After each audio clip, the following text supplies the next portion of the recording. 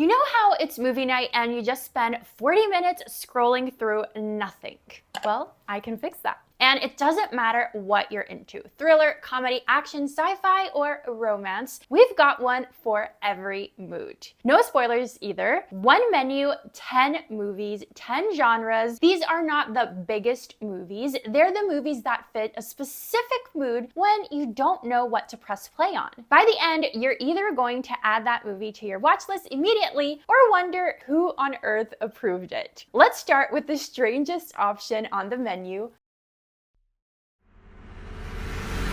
Let's start with the strangest option on the menu. On paper, Swiss Army Man sounds completely ridiculous. A lonely man stranded on a deserted island finds a corpse, and that corpse somehow becomes his best friend. If that description sounds like a joke, that's because it kind of is. Daniel Radcliffe plays Manny the dead body. Paul Dano is Hank, the man trying to survive. Every scene is unpredictable. One minute you're laughing at something completely ridiculous. The next, you're listening to surprisingly emotional conversations about life and human connection. The film uses absurd humor, strange visual gags, and genuinely creative ideas to explore loneliness, friendship, and the fear of being judged by other people. By the end of it, you feel things you did not expect to feel from a movie that opens with a man riding a flatulent corpse across the ocean like a jet ski.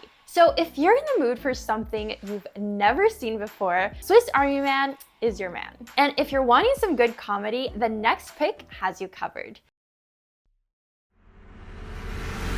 The Nice Guys is the kind of comedy Hollywood has forgotten how to make. We're in 1970s Los Angeles and follow two men who have absolutely no business working together. Ryan Gosling plays a struggling private detective. Russell Crowe plays the hired muscle. They end up tangled in a conspiracy involving a missing girl, a dead porn star, and the entire auto industry. The plot is fantastic, but their chemistry is even better. I mean, who knew Ryan Gosling could be that funny? Russell Crowe plays the straight man perfectly, and they bounce off of each other so naturally. Shane Black, who wrote Lethal Weapon, directed this, and you can feel that DNA all the way through. It's funny, sharp, and moves fast without trying too hard. If this list saves you from an hour of scrolling, hit subscribe. We're trying to reach our first 1,000 subscribers, and every new one genuinely helps us keep making movie night recommendations like this one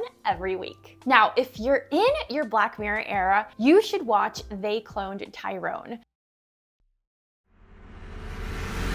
They Cloned Tyrone came out on Netflix in 2023, but it didn't get the buzz it deserved. John Boyega plays Fontaine, a drug dealer who gets shot, dies, and then wakes up the next morning completely fine. So naturally, he teams up with a pimp named Slick Charles and a woman named Yo-Yo to figure out what is going on in their neighborhood. What starts as a neighborhood mystery turns into something much bigger and much stranger. It's retro and futuristic at the same time and full of worthy twists. They gave us Boyega, Jamie Foxx, and Teyonah Parris.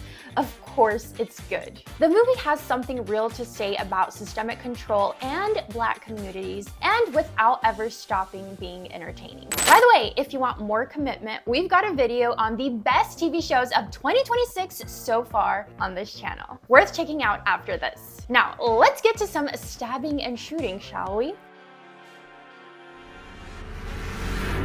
Upgrade is what happens when John Wick and Iron Man have a secret cousin. Gray Trace is a mechanic living in a near future world. After a brutal attack leaves him paralyzed and his wife dead, he agrees to have an experimental AI chip implanted in his spine. The chip is called STEM, and STEM can do a lot more than help him walk. The action in this film is genuinely unlike anything in the genre at the time. Because the chip is controlling his body, Gray's movements during fight scenes are sharp and mechanical and strange, while his face is showing pure panic. And that split between what his body is doing and what he's feeling is disturbing in the funniest way. Logan Marshall Green carries the whole film, and director Lee Wannell, who later did The Invisible Man, shows exactly what he can do with a contained story and a clear vision.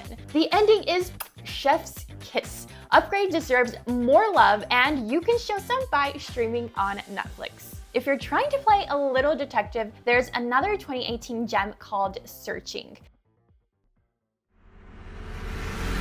Searching is quite the production. The entire story is told through laptop screens, phone screens, news broadcasts, and security footage. A father named David Kim wakes up to find his 16-year-old daughter didn't come home. The police are slow as usual, so he digs through her laptop to find answers himself. Turns out he had no idea who his little girl even was. Director Anish Jakanti uses the screen format to build genuine dread because everything David finds, you find at the same time he does. And when you think you've solved the mystery, another piece of the puzzle appears. You're just watching a man fall apart in real time as the evidence gets stranger and stranger. John Cho is extraordinary here. This is arguably one of the best performances of 2018, and it was almost entirely overlooked. And since we're already in the family region, there's a sick thriller you need to see.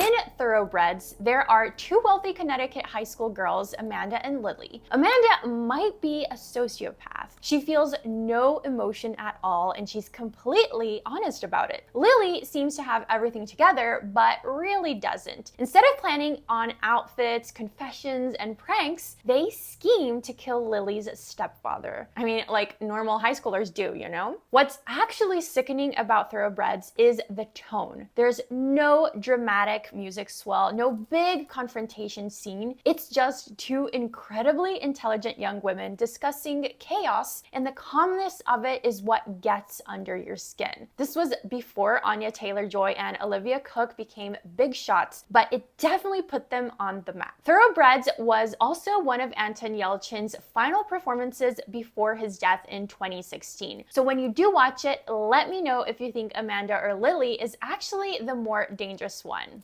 I vote Lily. We're halfway through. Let's find you something cozy before the back half gets heavy.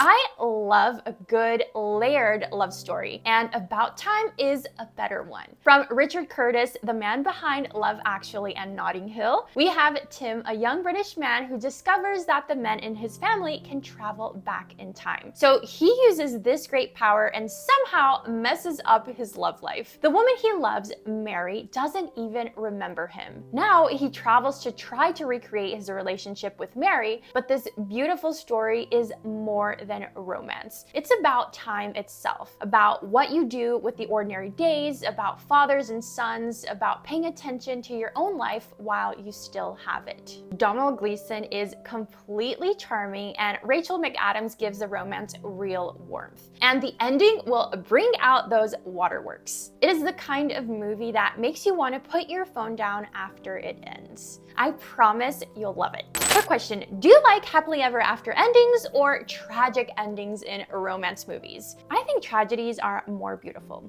What do you think? Right, so the worm bit is over. Next up is one of the best crime films of the last 20 years.